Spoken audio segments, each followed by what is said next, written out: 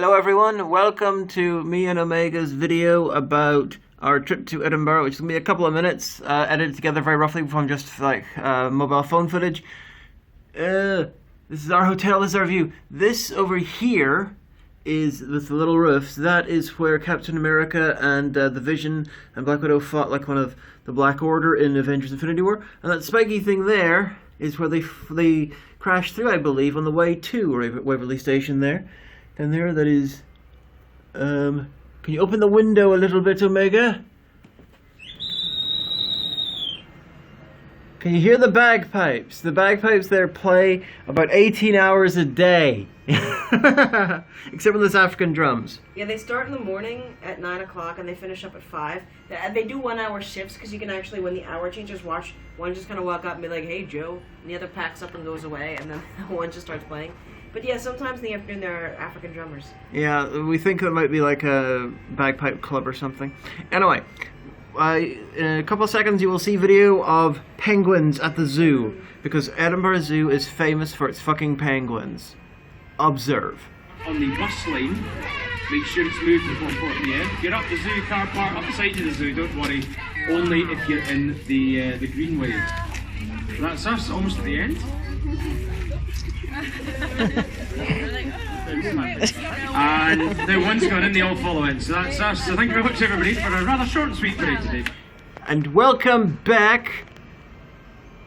I still can't hold this camera for shit, because right in front of me, actually at regular height level, there's this, part of the old building this used to be. So in order to get the nice view, I've got to actually put this right over my head, like a couple of feet above my head. Anyway, up there is the fucking castle. Can't really see a good view from it from here, I'm afraid. Very impressive. But there is the Walter Scott Monument. The big spiky thing looks like a Warhammer 40k ship.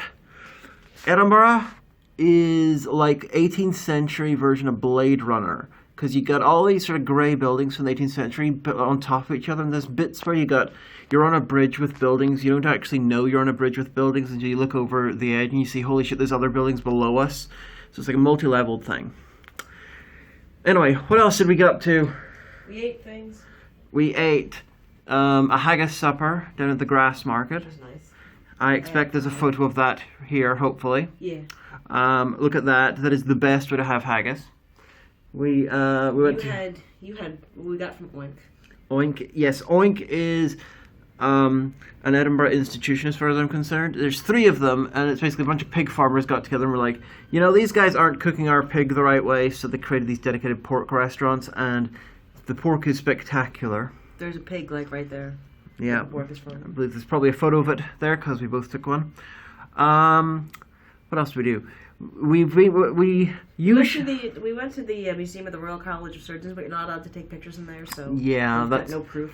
That is You'll where have to take our word on it. That's a 500-year-old medical museum, and a lot of people. It's connected to the university for the Royal Medical College, you know, Edinburgh Medical School, and Edinburgh was basically for several hundred years the capital of medicine in the world for medical advancement. So a lot of famous people went there. You know, worked there and went there. Lister and Knox and yeah, Bell, and then there's the guy that invented ether. Not invented, but discovered its applications. Yeah, I put this down a bit. But yeah, a lot of people went there, including, I believe, my father. Anyway, who is the Pony Man, in case you're... Yes, but also went there was Good Sir from HMS Erebus. He worked at the museum as well. They have a lot of stuff from a lot of, like you have several 100-year-old stuff. It's quite amazing. People's remains. Although, like, a lot of them are, like, horrific things. Yes. And they say, this doesn't happen anymore. Or, this is now easily sorted with antibiotics, don't worry. Yeah. Or, we have chemo now, don't worry. Yeah. Anyway, next up, penguin feeding at the zoo. Penguins. But another thing you do is if you are a fish eater, you can turn to the back packet of your fish when you buy it. It should hopefully find 3 letters that say MSC. Barry's holding it up just now. If you see those letters, it means you're buying sustainable fish, and you won't be affecting any penguin populations in the wild or any animal that relies on fish as its main source of diet. It's a great thing you can do. It's usually right by the nutritional info and the price and things like that. Really easy, quick thing you can do just to make sure you are on top of it as well. Penguins definitely appreciate it, as do we. Welcome back to the final little bit where we're going to discuss what we did Penguins yesterday, because this is the best. But this is amazing. Okay, we went to the People's Story yesterday, which is it's a museum dedicated to the people of Edinburgh. And the people of Edinburgh, being like a lot of Scotland, being more left-wing, shall we say, than the rest of the UK, than a lot of the UK, definitely more left-wing than America. So you get whole sections which are dedicated to, like, you know, how protest is awesome, you know, free Nelson Mandela. You've got, like, you know, stuff from the vote from the suffragette movement. You've got anti-poll tax stuff. You get anti-austerity stuff. So, you know, it's left-wing. You got, like, you know, stuff about socialism and trade unions. You got all of that. Now this is built into, it's only 30 years old, but it's built into a museum, into a building that's several hundred years old. And right next to it is a church, well, a kirk. That's what you call a church in that particular church in Scotland. And in that church is a grave, which is brilliantly located because the headstone part is it's either built into or right next to the wall of the Socialism Museum. Okay?